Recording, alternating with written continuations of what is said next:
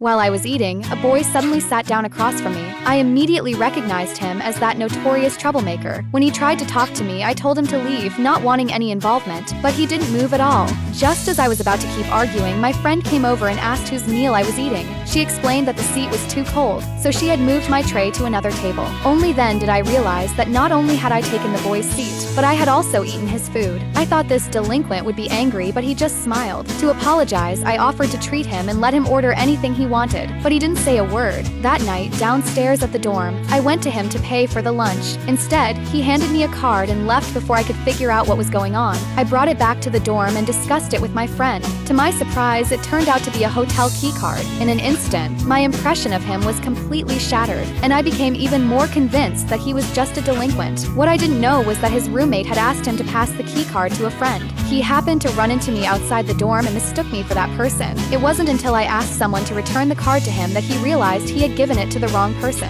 On the first day of the new semester, I was late. With no seats left, I had no choice but to sit next to him. Then the teacher asked him to stand up and introduce himself, but he didn't move at all. Only when the teacher called him again did he stand up and give a brief introduction. Everyone applauded him. That was when I was shocked to realize that this boy was actually the top student in the entire school. Later, during a meeting, I noticed he kept typing on his laptop. Curious, I leaned over to see what he was doing.